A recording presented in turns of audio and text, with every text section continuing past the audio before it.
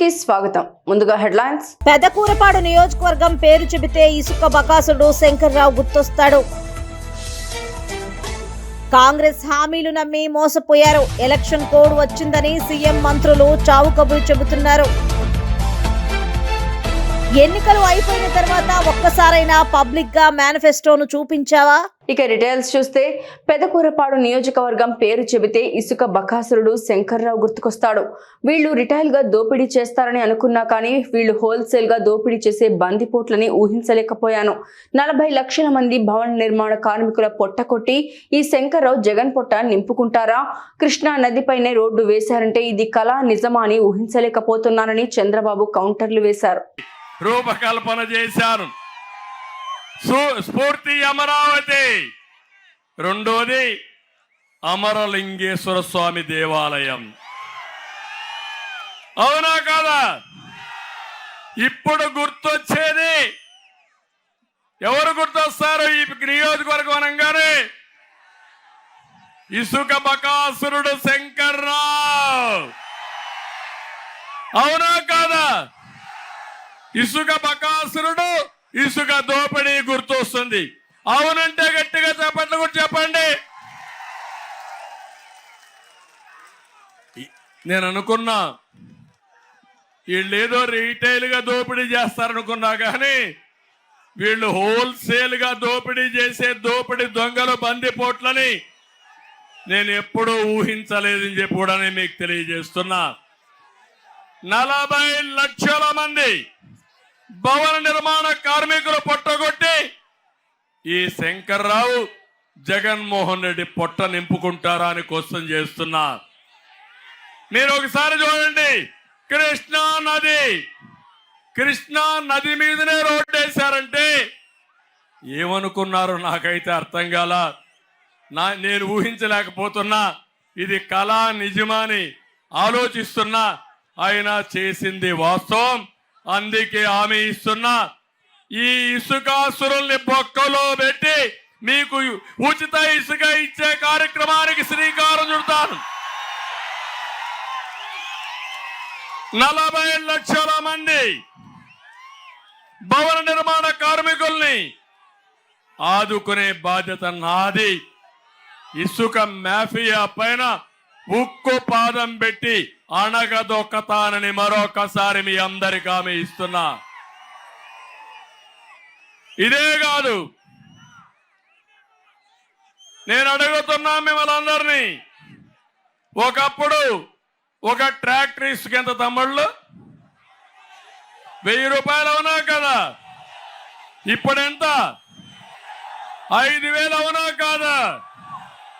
4000 రూపాయలు ఒక్కొక్క ట్రాక్టర్కి ఈ దళారి వసూలు చేసి మాఫియా లేదైన జగన్మోహన్ రెడ్డికి 7000, ఇక్కడ 7000. భలే ఉంది రేటు. అంటే వీళ్ళ అరాచకం చూస్తే నాకు అనిపిస్తుంది కడుపు రగిలిపోతుంది, కానీ ప్రజాస్వామ్యం గుర్తొస్తా ఉంది. అందుకే నేను ఒకటే చెప్తున్నా, ఇక్కడ తాఫీ మేస్టర్లు ఉన్నారా లేదా? తాఫీ మేస్టర్లు మీరంతా కలిసి ఏదైతే వైసీపీ ఫ్యాన్ ఉందో ప్రజలు ముక్కలుగా చిత్తు చేసి కత్తరించి ఎరగొట్టి దాన్ని సమాధి కట్టాలి. తాఫీ మేస్టర్లు పూర్తిగా సమాధి కట్టడానికి సిద్ధంగా మని కోరుతున్నా. ముఖ్యమంత్రి గుంతల పథకాన్ని అమలు చేస్తున్నారని, రోడ్లు ఎక్కడున్నాయో వెతుక్కోవాల్సి వస్తోందని ఎద్దేవా చేశారు. అధ్వానమైన రోడ్ల కారణంగా అనేక మంది ప్రమాదాల బారిన పడి ప్రాణాలు కోల్పోతున్నారన్నారు. తాను మంత్రిగా ఉన్నప్పుడు రేపేంద్రపాడు బ్రిడ్జికి నిధులు కేటాయించాలని, అయితే వైసీపీ అధికారంలోకి వచ్చిన వెంటనే బ్రిడ్జి పనులు రద్దు చేశారని నారా లోకేష్ అన్నారు. ఇక్కడ చుట్టుపక్కల గ్రామస్తులందరూ నన్ను కలిశారు.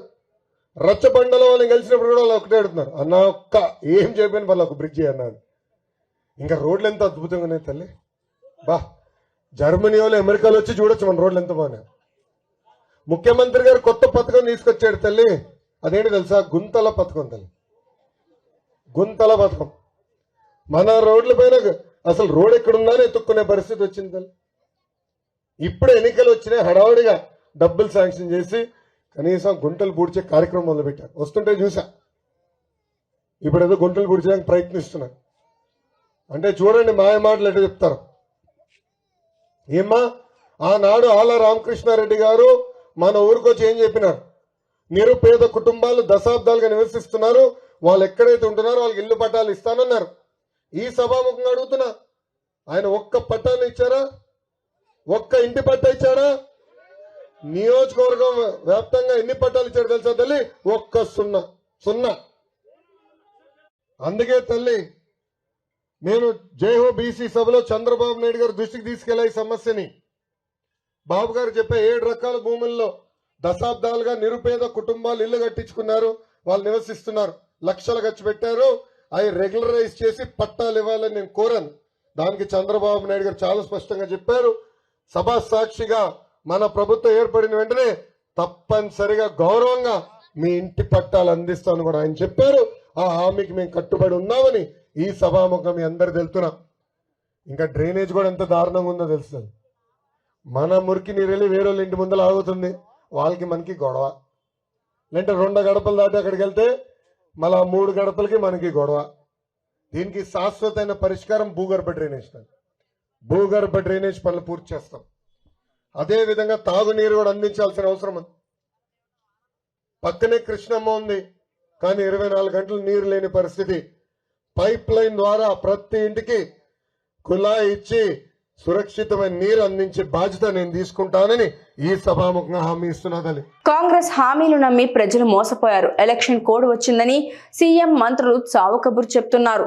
పాలన తన చేతుల్లో లేదని సీఎం రేవంత్ అనడం సిగ్గుచేటు. రేవంత్ కి చిత్తశుద్ధి ఉంటే రైతులు ముందుకు రావాలి. పంటలకు బోనస్ ఇస్తామని ఈసీకి రేవంత్ లేఖ రాయాలి. మేం కూడా మద్దతిస్తాం. మీ తీరుకు ఎక్కడా అడ్డుకోం. పంటలకు క్వింటాల్కు 500 రూపాయలు బోనస్ ఇవ్వాలి అని కేటీఆర్ డిమాండ్ చేశారు. తెలంగాణలో నెలకొనున్న ఒక వ్యవసాయ సంక్షోభానికి సంబంధించి, వ్యవసాయంలో ప్రస్తుతం ఉన్న గడ్డు పరిస్థితులకు సంబంధించి ఇంత తొందరగా మళ్ళీ మన ప్రభుత్వం పోయిన తర్వాత కేవలం 4 నెలల లోపలనే మళ్ళా మాట్లాడుకునే పరిస్థితి వస్తుందనే ఒక ఆలోచననే నిజంగా చెప్పాలంటే బాధాకరమైన పరిస్థితి. ఆశపడ్డరు, ఓటేసినాక ఇవాళ రేవంత్ రెడ్డి గారు, ఉత్తమ్ కుమార్ రెడ్డి గారు సావు కబురు సల్లగా చెప్తాను. ఎలక్షన్ కోడ్ వచ్చింది, పాలన మా చేతుల్లో లేదు, ఏం చేయాలి అంటుండు. ఎవడన్నా ముఖ్యమంత్రి పాలన నా చేతుల్లో లేదని చెప్తాడా? ప్రపంచంలో ఎక్కడన్నా ఎలక్షన్లు వస్తాయి పోతాయి, ముఖ్యమంత్రి నువ్వే, ప్రభుత్వం నీదే. ఒక ప్రభుత్వాధినేత పాలన నా చేతుల్లో లేదు, ఎలక్షన్ కమిషన్ చేతుల్లో ఉందని చెప్తారా ఎవడన్నా? అయినా మాకు తెలియకడుగుతారు. రేవంత్ రెడ్డి గారు, నీకు నిజంగా చిత్తశుద్ధి ఉంటే, నీ ప్రభుత్వానికి చిత్తశుద్ధి ఉంటే మేము డిమాండ్ చేస్తున్నాం. నిన్ననే మా పార్టీ అధ్యక్షులు తెలంగాణ తొలి ముఖ్యమంత్రి కేసీఆర్ గారు డిమాండ్ చేసిండ్రు. మేము కూడా ఇవాళ ప్రతి నియోజకవర్గం నుంచి చేస్తున్నాం. నీ ప్రభుత్వానికి చిత్తశుద్ధి ఉంటే రైతులకు స్పష్టంగా చెప్పు.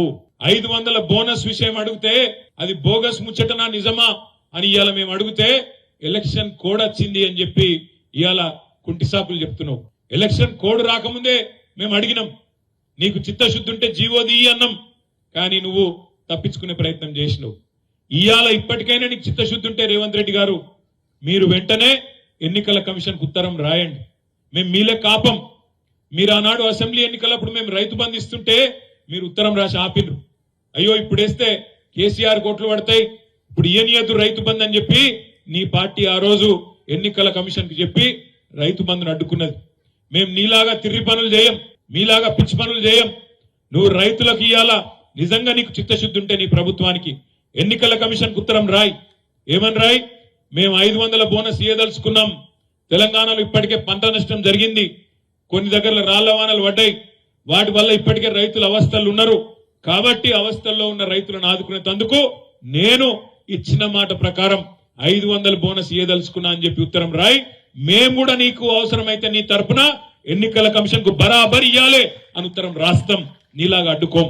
మాట్లాడితే మాత్రం మొగోనువైతే ఇది చేయి, మొగోనువైతే అది చేయి అంటాడు రేవంత్ రెడ్డి. నేను కూడా అడుగుతున్నా, నీ భాషలనే అడుగుతున్నా. మొగోనివే అయితే 2 లక్షల రుణమాఫీ చెయ్యి నువ్వు ఇచ్చిన మాట ప్రకారం అనే మాట డిమాండ్ చేస్తున్నా. మొగోనివైతే 500 బోనస్ ఇస్తాను కదా, ఇచ్చి చూపెట్టు దమ్ముంటే, అప్పుడు మొగోడు అని ఒప్పుకుంటాం. మొగోనివైతే మా ఆడబిడ్డలకు మాట ఇచ్చినావు, నెలకు 2500 ఇస్తా అని చెప్పినావు, మహాలక్ష్మి అన్నావు, 1,67,00,000 మంది ఆడబిడ్డలు ఎదురు చూస్తాండ్రు. మొగోనివైతే 2,500 రూపాయలు 1,67,00,000 మంది ఆడబిడ్డలకు ఇచ్చి చూపెట్టు. మొగోనివైతే ముసలోళ్ళు ఎదురు చూస్తున్నారు. ఒక ముసలవ్వకే ఇస్తావా? ముసలయ్య గుడి ఇయ్యాలే, 2,000 కాదు 4,000 ఇస్తా, ఇంట్లో ఒక్కరికి కాదు ఇద్దరికి ఇస్తా నరికినావు కదా, ఈ 8,000 రూపాయలు ఎక్కడెక్కడైతే ముసలోళ్ళు ఉన్నారో ఇంటింటికి మొగోనివైతే ఈ పని చేయి. తెలంగాణ ముఖ్యమంత్రి రేవంత్ రెడ్డి మాజీ సీఎం కేసీఆర్ పై తీవ్ర పదజాలంతో దూషించారు. 10 ఏళ్లు రాష్ట్ర ముఖ్యమంత్రిగా ఉండి పేదలకు డబుల్ బెడ్రూమ్ కట్టించలేకపోయామని మండిపడ్డారు. కేసీఆర్ తో పాటు ఆయన కుటుంబ సభ్యులు, కూతురు, అల్లుడు, కొడుకు, కోడలు అందరూ ఉండేలా చెర్లపల్లి జైల్లో డబుల్ బెడ్రూమ్ ఇళ్లు కట్టిస్తానంటూ వార్నింగ్ ఇచ్చారు రేవంత్ రెడ్డి. నువ్వు అనుకుంటున్నావేమో కాలిరిగిందని, లేకపోతే కట్టెపట్టుకొని నడుస్తున్నా అని, కూతురు జైలుకు పోయిందని, అధికారం కోల్పోయిందని కొంతకాలం మేము సంయమనం పాటించినాం. ఏ మనిషికైనా కష్టం వచ్చినప్పుడు మేము మానవత్వంతో మీ గురించి మాట్లాడకుండా మర్యాద పూర్వకంగా వ్యవహరించినాం.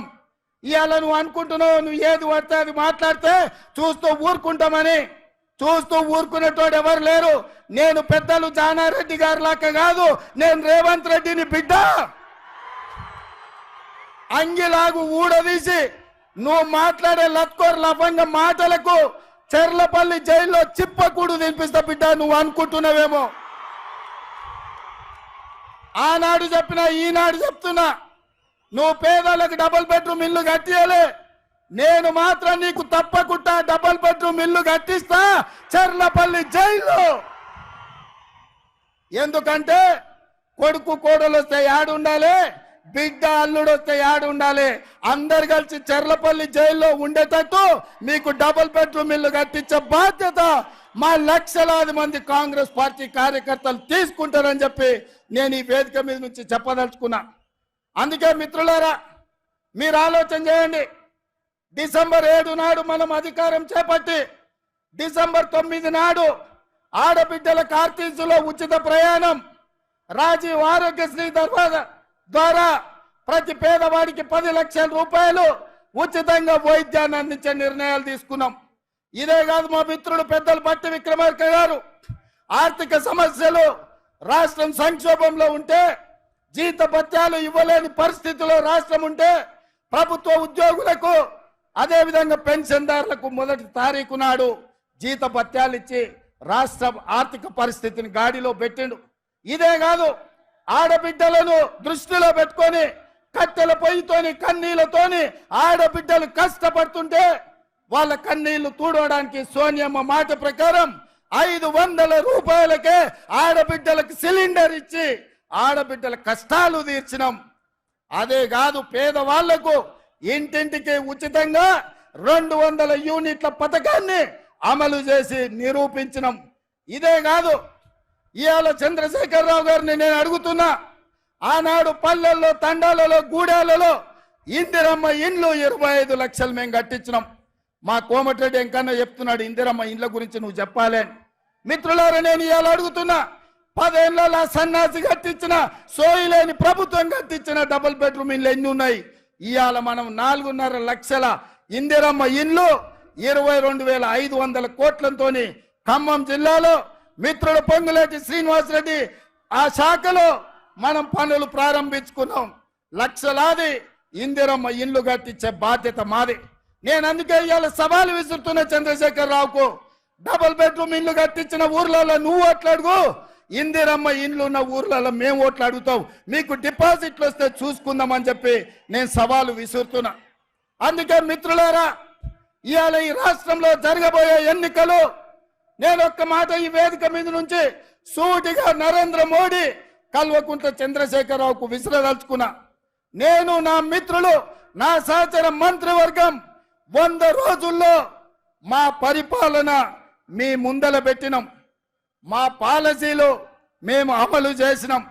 ఇవాళ నేను అడుగుతున్న మిత్రులారా, 100 రోజుల్లో మేము మంచి పాలన ఇస్తే, సంక్షేమ పథకాలు అమలు చేస్తే, 6 గ్యారంటీలు అమలు చేయడానికి చిత్తశుద్ధితో ప్రయత్నం చేస్తే తెలంగాణ రాష్ట్రంలో మమ్మల్ని 14 సీట్లలో గెలిపించండి.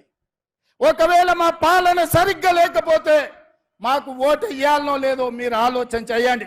టీడీపీ అధినేత నారా చంద్రబాబు నాయుడికి సీఎం జగన్ సూటి ప్రశ్న అడిగారు. కావలిలో జరిగిన మేమంతా సిద్ధం సభలో సీఎం జగన్ మాట్లాడుతూ, అయ్యా చంద్రబాబు, 14 ఏళ్లు సీఎంగా చేశానని అన్నావు. ఎన్నికలు అయిపోయిన తర్వాత ఒక్కసారైనా నాలా పబ్లిక్ గా నీ మేనిఫెస్టోని చూపించావా? మేనిఫెస్టోని చూపించి నువ్వు చెప్పిన హామీలను నెరవేర్చానని చెప్పావా?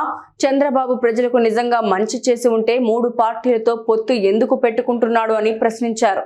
ఈ 2024లో జరగబోయే ఈ కురుక్షేత్రంలో మోసం, అబద్ధాలు, వెన్నుపోట్లు, కుట్రలు, ఈ పాత్రలన్నీ కూడా కలిపితే, అంటే సినిమాలో విలన్ క్యారెక్టర్లకున్న విలన్ క్యారెక్టర్లో మనకు నచ్చనివన్నీ కూడా కలిపితే పుట్టే కొత్త క్యారెక్టర్ గురించి కాస్త మాట్లాడుకుందామా? పుట్టే ఆ కొత్త క్యారెక్టర్ ఆ చంద్రబాబుని గత 4 నెలలుగా నేను కొన్ని ప్రశ్నలు అడుగుతూ వచ్చా. గత 4 నెలలుగా అడుగుతా ఉన్నా ఈ ప్రశ్నలు. అయ్యా, 14 ఏళ్ళు సీఎంగా చేసావు, 3 సార్లు సీఎంగా చేశానని చెప్పుకుంటావు. మరి నీ పేరు చెబితే పేదలకు గుర్తుకొచ్చే పథకం కనీసం ఒక్కటంటే ఒక్కటైనా ఉందా? అయ్యా, నీ పేరు చెబితే కనీసం పేదలకు ఒక్కటంటే ఒక్కటైనా నువ్వు చేసిన మంచి ఏదైనా ఉందా? 2 చేతులు పైకెత్తారా బా? ఇలా ఇలా ఇలా ఇలా ఇలా ఇలా ఇలా ఇలా ఇలా ఇలా ఇలా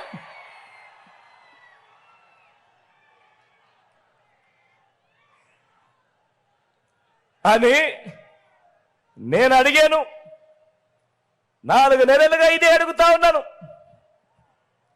మీ ముందే, మీ సమక్షంలో ఇలా సిద్ధం సభలో లక్షల మంది ముందర ఇప్పటికే ఎన్నోసార్లు కూడా ఇదే అడిగాను. మరి చంద్రబాబు సమాధానం చెబుతాడా? పేదలకు ఆయన చేసిన ఒక్క మంచైనా, ఒక్క మంచి పథకమైనా, ఒక్క పేరైనా చెబుతాడా? నాకు చెప్పలేదు సరే, కనీసం మీకైనా చెప్పాడా?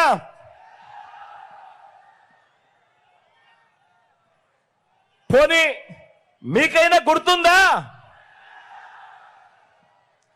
అది లేదు. మరో ప్రశ్న కూడా చంద్రబాబును అడిగా. మీ బిడ్డ చంద్రబాబును మరో ప్రశ్న కూడా అడిగాడు. అయ్యా చంద్రబాబు, 3 సార్లు ముఖ్యమంత్రిగా చేశావు అని చెప్పుకుంటావు, 14 ఏళ్ళు ముఖ్యమంత్రిగా పరిపాలన చేశావు అని చెప్పుకుంటావు. మరి ఎన్నికల ముందు ఆ 3 సార్లు ఎన్నికల మేనిఫెస్టో అంటూ రంగురంగుల కాగితాలు ఇచ్చావు. ప్రతి ఎన్నికల సందర్భంలోనూ ఈ 3 మేనిఫెస్టోలను ప్రతి సందర్భంలోనూ ఇచ్చావు. ఆ తర్వాత ఎన్నికలు అయిపోయిన తర్వాత ఒక్కసారైనా కూడా ఇలా నాలా పబ్లిక్గా నీ మేనిఫెస్టో చూపించి, ఇదిగో నేను చెప్పిన మేనిఫెస్టోలో ఇచ్చిన హామీలు ఇదిగో నేను నెరవేర్చా అని కనీసం నీ మేనిఫెస్టోలో నీవు చెప్పింది కనీసం ఒక్కటంటే ఒక్కటైనా కూడా చేశాను అని చెప్పి కనీసం ఇలా మేనిఫెస్టోను పబ్లిక్ గా చూపించే కార్యక్రమం కనీసం ఒక్కసారైనా చేసావా నీ 14 ఏళ్ల ముఖ్యమంత్రిగా పదవిలో ఉంటూ? టీడీపీపై మంత్రి అంబటి రాంబాబు సంచలన వ్యాఖ్యలు చేశారు. అంబటి రాంబాబు మాట్లాడుతూ, సార్వత్రిక ఎన్నికల తర్వాత బీజేపీలోకి టీడీపీ విలీనమవుతుంది. ఎన్నికల తర్వాత జగన్ మరోసారి సీఎం అవ్వడం, చంద్రబాబు జైలుకు వెళ్లడం ఖాయం. టీడీపీ కంచుకోట కుప్పంలోనే చంద్రబాబు ఓడిపోతారు. ఎన్నికల్లో ఓడిపోతామనే ఫ్రస్ట్రేషన్ తో చంద్రబాబు ఏదేదో మాట్లాడుతున్నారని ఎద్దేవా చేశారు. వచ్చాడు సత్యనపల్లి, 3 మా ఓల్డ్ ప్రోడక్ట్సే, కొత్త వాళ్ళు ఏం కాదు. మా పార్టీ మా పార్టీలో పుట్టి పెరిగి ఆయన సంకెక్కారు. మళ్ళీ ఆ పార్టీలో వాళ్ళు ఉంటారో లేదో ఎవరికి తెలియదు. ఓడిపోయిన తర్వాత వెళ్ళిపోతారు. జగన్మోహన్ రెడ్డి గారి దెబ్బకి తెలుగుదేశం తట్టుకునే పరిస్థితి లేదు. ఈ రాష్ట్రంలో 175 కొట్టి జగన్మోహన్ రెడ్డి గారు ముఖ్యమంత్రి కాబోతున్నాడు. మీరు చూడండి సర్వేలు, చాలా స్పష్టంగా చెబుతున్నాయి. తెలుగుదేశానికి చెందినటువంటి వ్యక్తులు సర్వేలు చేసినా కూడా జగన్మోహన్ రెడ్డి ముఖ్యమంత్రి కాబోతున్నాడని చాలా స్పష్టంగా అర్థమైపోయిన తర్వాత ఈ ఫ్రస్ట్రేషన్ లో అలా కనిపిస్తున్నారు. నేను ఒక సామెత ఉంది, కాపురం చేసేవాడి కళ కళ్యాణం అప్పుడు కాళ్ళగోళ్ళు తీస్తారే అప్పుడే తెలిసిపోతారు అనేటువంటి ఒక సామెత ఉంది. నిజంగా ముఖ్యమంత్రి అయ్యేవాడి కళ కోసూలోను సత్తెనపల్లిలోను ఆయనకు వచ్చిన జనాన్ని బట్టే అర్థమైపోతుంది. కుప్పంలో ఆయన గెలవడం కూడా కష్టం. ఇవాళ లోకేష్ చాలా పెద్ద ప్రచారం చేశాడు, ఇది యువగలమని తిరిగాడు, కనపడ్డే మంగళగిరిలోనే ఉన్నాడు. అక్కడి నుంచి బయటకు వస్తే గెలుస్తాను గెలవని భయం, అతను ఓడిపోబోతున్నాడు. ఇక మా బ్రదర్ సంగతి చెప్పాలి. మా కులపాయన పవన్ కళ్యాణ్ గారు పిఠాపురంలో పోటీ చేస్తున్నాడు. 2 రోజులు ప్రచారం చేస్తాడు, 5 రోజులు పడుకుంటాడు. ఎందుకని నీకు రాజకీయాలు నాకు అర్థం కాలేదు. జ్వరం వచ్చిందంట, జ్వరం వచ్చి పడుకుంటాడు. 2 రోజులు తిరగగానే జ్వరం వచ్చింది, ఎండగొట్టింది, మళ్ళీ పడుకుంటాడు, హైదరాబాద్ వెళ్తాడు. ఎందుకు మీకు రాజకీయాలు చెప్పండి, నాకు అర్థం కాలేదు. ఆయన అక్కడ లాక్ అయిపోయాడు, రాష్ట్రం అంతా తిరిగే పరిస్థితి లేదు. చంద్రబాబు నాయుడికి తప్పదు కాబట్టి తిరిగేటటువంటి ప్రయత్నం చేస్తున్నారు. తిరిగి వచ్చి మా మీద విమర్శలు చేస్తాడు. ఇంకా చాలా విమర్శలు చేశాడు నా మీద. ఉర్దూల దగ్గరంట 100 రూపాయలు 200 కాజేశానంట, అట్లా 10 లక్షలు కాజేశానంట. నేను ఇరిగేషన్ మంత్రిని బాబు, వాటి కోసం కక్కుట్టి పడాల్సిన అవసరం నాకు ఉంటుందా చెప్పమని అడుగుతా ఉన్నా. నా నియోజకవర్గ ప్రజలందరికీ తెలుసు నేను ఎలా ఉంటాను. డబ్బుల కోసం కక్కుర్తి పడేటటువంటి నీచమైన మనస్తత్వం నాకు లేదు లేదు లేదు అనే విషయం తెలుగుదేశం వారిని అడిగినా కూడా చెప్తారు. బ్రదర్, నారా చంద్రబాబు నాయుడు గుర్తుపెట్టుకోమని మనవి చేస్తున్నా. ఆ ఒడ్డిన మహిళ దగ్గర 2,50,000 అయ్యేయడానికి ప్రయత్నం చేశానంట. చాలా సందర్భాల్లో చెప్పా. మళ్ళీ అదే రిపీట్, కింద ఎవడో కాగితం రాస్తాడు, చదువుతుంటాడు చంద్రబాబు. చంద్రబాబు గారు తెలియదు అసలు ఏం జరుగుతుంది ఇక్కడ. కింద ఎవరో నా మీద కోపం ఉండడు, లెటర్ రాసిస్తే అది చదువుతూ ఉంటాడు. నేను అలా కక్కుర్తి పడేటటువంటి మనస్తత్వం కాదు నాది. నా మీద బురద జల్లాలనేటువంటి ప్రయత్నం చేసిన ఆకాశం మీద ఉమ్మితే ఎవరి మీద పడుతుంది, నీ మీదే పడుతుంది. గుర్తుపెట్టుకోమని మనవి చేస్తున్నా. నేను ఈ నియోజకవర్గంలో నన్ను చంద్రబాబు నాయుడు గారు బాగా కక్ష పెట్టాడు, మంచిదే, నాకేం ఐ డోంట్ కేర్. ఎందుకంటే నేను అసెంబ్లీలో కూడా బ్రహ్మాండంగా మాట్లాడతానని, నా మాటకు ఆయన సమాధానం చెప్పలేడని, బయట ప్రెస్ మీట్లో కూడా నేను బాగా మాట్లాడతానని, దానికి సమాధానం కౌంటర్లు ఇవ్వలేరు కాబట్టి నన్ను ఏదో ఒక విధంగా శాసనసభకు రాకుండా అడ్డుకోవాలనేటువంటి ప్రయత్నంతో మా పార్టీలో, కాంగ్రెస్ పార్టీలో ఉన్నటువంటి వస్తాదిని తీసుకొచ్చి నాకు ముందు పోటీ పెట్టారు. అనేక పార్టీలు మారొచ్చినటువంటి వ్యక్తి, నిన్ను అడ్డగోలుగా తిట్టినటువంటి వ్యక్తి. తెలుగుదేశం వాళ్ళు కూడా చెప్తున్నా, ఆయన అన్ని పార్టీలకు కన్నాలు వేశాడు. మీ పార్టీలో కూడా ఉంటాడు అనుకున్నారా? ఏమీ లేదు. తెలుగుదేశంలో అతను ఉండే ప్రశ్నే లేదు. ఓటమి పాలవగానే మళ్ళీ ఎక్కడో కూడా చెక్కేస్తాడు. గుర్తుపెట్టుకోమని మనవి చేస్తున్నా. అలాంటి వ్యక్తిని తీసుకొచ్చి నా మీద పోటీ పెట్టి నన్ను ఓడించాలనేటువంటి ప్రయత్నం చేస్తున్నారు. అనేకమైన గ్లోబల్ ప్రచారాలు చేస్తున్నారు. నేను మనవి చేస్తున్నా, ఈ రాష్ట్ర రాజకీయాల్లో జగన్మోహన్ రెడ్డి గారి అండతో నేను 3వసారి పోటీ చేస్తున్నా. ఇక్కడ నా ప్రజలు నన్ను ఆశీర్వదిస్తారనేటువంటి ప్రగాఢమైన విశ్వాసంతో ఉన్నా నేను. ఎందుకంటే 5 సంవత్సరాల పరిపాలనలో నేను ఎక్కడ గణనీయమైన తప్పులు చేయలేదు. కాబట్టి ప్రజలు నా పక్షాన ఉంటారని నేను పూర్తిగా విశ్వసిస్తున్నా. మంచి మెజార్టీతో నేను గెలుస్తాననేటువంటి నమ్మకం కూడా నాకుంది. అనేకమైన ఆరోపణలు నా మీద చేస్తున్నాడు నారా చంద్రబాబు నాయుడు గారు. టీడీపీ జాతీయ ప్రధాన కార్యదర్శి నారా లోకేష్ పై మంగళగిరి ఎమ్మెల్యే ఆళ్ల రామకృష్ణారెడ్డి మండిపడ్డారు. నారా లోకేష్ గెలిస్తే తాడేపల్లిలోని రైల్వే స్థలాలు రెగ్యులరైజ్ చేసి ఇస్తానని చెప్పారని, రైల్వే స్థలాలు కాదు, ముందు లోకేష్ ఆక్రమించుకుని ఉంటున్న ఇంటిని రెగ్యులరైజ్ చేసుకోవాలని ఎమ్మెల్యే ఆర్కే సూచించారు. తాడేపల్లిలో ఆర్కే మాట్లాడుతూ ప్రస్తుత పరిస్థితుల్లో సోషల్ మీడియా ప్రభావం ప్రజలపై చాలా ఉందని తెలియజేశారు. మీరు ఏం పెట్టారో నేను చూడలేకపోతా ఉన్నాను. ఈసారి నేను ఖచ్చితంగా చూసుకుంటాను. అది కూడా ఏం చెప్పబోతా ఉన్నానంటే, నారా లోకేష్ గారు ఒక మాట అన్నాడు. ఇక్కడ ఏమన్నాడంటే, మేము రైల్వే స్థలాన్ని రెగ్యులరైజ్ చేసి మేము ఇళ్ల పట్టాలు ఇస్తామని అన్నాడు. ఇది ఎంత అబద్ధమైనటువంటి మాట అంటే, రైల్వే స్థలాన్ని ఆయన కాదు కదా, ఆయన తాత ముత్తాతలు కూడా రెగ్యులరైజ్ చేసి ఇవ్వలేదు. ఈ వాస్తవాన్ని మనం తీసుకెళ్ళాలి. 1. 2, అయ్యా ముందు నీ ఇంటిని నువ్వు రెగ్యులరైజ్ చేసుకోసామే.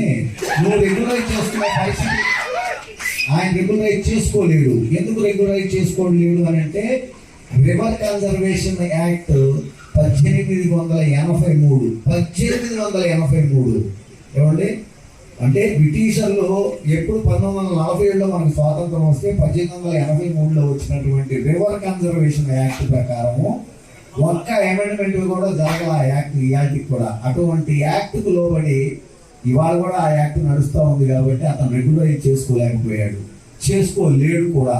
నేను కేసు వేస్తే ఇవాళకి కూడా ఆ కేసుకు సమాధానాలు చెప్పలేక అయ్యా కొడుకులు ఇద్దరు చచ్చిపోతా ఉన్నారు.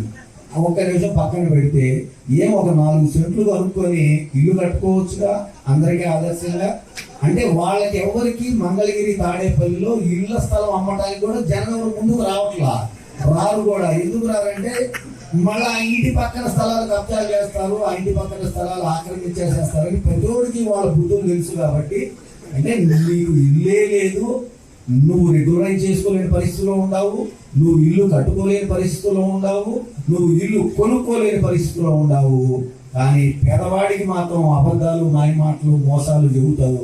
రైల్వే స్థలాన్ని నేను రెగ్యులరైజ్ చేసిస్తాను అని అంటా ఉన్నాడు అని అంటే పేదల్ని పక్కదారి పట్టించడానికి అనే మాటని మనం మర్చిపోకూడదు. ఇంకో మాట అంటున్నాడు, మేము అందరికీ రాగానే ఇల్లు కట్టించేసిస్తాము బయట అని అంటా ఉన్నాడు. ఏమైనా 5 ఏళ్ళు అయ్యా కొడుకులిద్దరూ ముఖ్యమంత్రిగా ఉండి ఏ ఒక్క పేదవాడికన్నా ఇల్లు కట్టించారా? ఇవాళ చూడండి, జగన్మోహన్ రెడ్డి గారు ఒక్క తాడేపల్లి మంగళగిరి కార్పొరేషన్ లిమిట్ లోనే 23,000 మందికి ఇళ్ల స్థలాలు ఇచ్చారు. వైఎస్ జగన్మోహన్ రెడ్డి కుంభకర్ణుడని, ఇన్నాళ్ళు నిద్రపోయి ఎన్నికలకు 6 నెలల ముందు నిద్రలేచాడని ఏపీసీసీ చీఫ్ వైఎస్ షర్మిలారెడ్డి ఎద్దేవా చేశారు. వివేక హత్య జరిగి 5 ఏళ్లయిందని, హత్య చేసిన వాళ్లు యథేచ్ఛగా బయట తిరుగుతున్నారని విమర్శించారు. అధికారాన్ని అడ్డు పెట్టుకుని దర్జాగా తిరుగుతున్నారని, అన్ని ఆధారాలు ఉన్న చర్యలు లేవన్నారు. వివేకానంద రెడ్డి గారు, రాజశేఖర రెడ్డి గారు తోబుట్టు. రామునుడికి లక్ష్మణుడు ఎలాగో రాజశేఖర రెడ్డి గారికి వివేకానంద రెడ్డి అలాగా. వివేకానంద రెడ్డి గారి హత్య జరిగి 5 సంవత్సరాలైంది. 5 సంవత్సరాలు అయినా కూడా ఈ రోజు వరకు కూడా హంతకులు గాని, హత్య చేసిన వాళ్ళకు గాని, హత్య చేయించిన వాళ్లకు గాని ఈ రోజు వరకు శిక్ష పడలేదు. శిక్ష పడకపోగా ఆఖరికి వివేకానంద రెడ్డి బిడ్డే హత్య చేయించింది అని ఎదురు దాడి చేస్తున్నారే. పాప అమ్మాయిని చూస్తే పగలనక రాత్రనక అసలు ఎంతమంది దగ్గరికి వెళ్లి ఏ ఆఫీసర్ అయినా సరే, ఏ లీడర్ అయినా సరే, ఏ పార్టీ అయినా సరే, ఎవరైనా సరే సహాయం చేయగలిగిన ఏ ఒక్కరైనా సరే, మా నాన్నకు అన్యాయం జరిగింది, నిర్దాక్షిణ్యంగా హత్య చేయబడ్డారు, న్యాయం చేయండి అని ఈ రోజు వరకు కూడా కోర్టుల చుట్టూ తిరుగుతూనే ఉంది. ఈ క్షణంలో కూడా డాక్టర్ అయి ఉండి కూడా డాక్టర్ పని కూడా మానేసి ఈ రోజు వరకు కూడా న్యాయం చేయండి అని అడుక్కుంటుంది. అంటే ఇది దౌర్భాగ్యం కాకపోతే ఇక ఏమిటి? ఇదేనా ప్రజాస్వామ్యం? ఓ పెద్ద మనిషి హత్య జరిగితే ఇంతవరకు న్యాయం జరగలేదు. ఇక సామాన్యుడి కథ ఏమిటి? అసలు న్యాయం జరగాల్సింది, న్యాయం చేయాల్సిన వాళ్ళే అడ్డుపడుతుంటే న్యాయం ఎలా జరుగుతుంది? ముఖ్యమంత్రి గారు జగన్మోహన్ రెడ్డి గారు ఉన్నారు. చనిపోయింది సొంత చిన్నాన, చనిపోయింది కాదు, చంపేయబడింది. చంపేశారు, క్రూరాతి ఘోరంగా చంపేస్తే ఆఖరికి ముఖ్యమంత్రి హోదాలో ఉన్న జగన్మోహన్ రెడ్డి గారు ఒక్కసారైనా అయ్యో పాపమని ముఖ్యమంత్రి అయిన తర్వాత ఒక్కసారైనా ఆ కేసుకి ఏదైనా సహాయం చేశారా? ఈ రోజు వరకు కూడా న్యాయం జరగలేదు అంటే దానికి కారణం సాక్షాత్తు ముఖ్యమంత్రిగా ఉన్న జగన్మోహన్ రెడ్డి గారు తన అధికారాన్ని అడ్డేసి ఈరోజు కాపాడుతున్నారు హంతకులని అని. వాస్తవం కాదా? ఈరోజు ఇదంతా ఈ 5 సంవత్సరాలు వాళ్ళను కాపాడడం ఒక ఎత్తైతే ఆఖరికి ఈ రోజు మళ్ళీ వాళ్ళకే సిబిఐ ఎవరినైతే అక్యూజ్డ్ గా చూపిస్తుందో, నేరస్తులుగా చూపిస్తుందో అదే అవినాష్ రెడ్డి గారికి మళ్ళీ ఈ రోజు జగన్మోహన్ రెడ్డి గారు టికెట్ ఇచ్చారంటే ఇక ఏమనాలి? ఇది దారుణం కాకపోతే ఇక ఏమనాలి? పైగా నిన్న అవినాష్ రెడ్డి గారు ఈరోజు ఒక మెసేజ్ లో చూశాను నేను. నన్ను అంటున్నారు కదా, బురద చల్లుతున్నారు కదా, వాళ్ళ విజ్ఞతకే వదిలేస్తానని పెద్ద మనిషి తరహాలో మాట్లాడుతున్నాడే. మీరా పెద్ద మనుషులు అసలు వాళ్ళ విఘ్నతకే వదిలేస్తానని మా గురించి మాట్లాడుతున్నారే, ఎందుకు మాట్లాడుతున్నారు అవినాష్ రెడ్డి గారు అని అడుగుతున్నాం. దొంగలు ఎవరు అంటే మీరెందుకు భుజాలు తడుముకుంటున్నారు సార్ అని అడుగుతున్నాం. వార్తలు ముగించే ముందు హెడ్లైన్స్ మరోసారి. పెదకూరపాడు నియోజకవర్గం పేరు చెబితే ఇసుక బకాసుడు శంకర్రావు గుర్తొస్తాడు. కాంగ్రెస్ హామీలు నమ్మి మోసపోయారు. ఎలక్షన్ కోడ్ వచ్చిందని సీఎం మంత్రులు చావు కబురు చెబుతున్నారు. ఎన్నికలు అయిపోయిన తర్వాత ఒక్కసారైనా పబ్లిక్ గా మేనిఫెస్టోను చూపించావా? న్యూ టీవీ న్యూస్ ఇంతటితో సమాప్తం. తిరిగి రేపటి బులెటిన్లో మళ్ళీ కలుసుకుందాం. అంతవరకు సెలవు, నమస్కారం.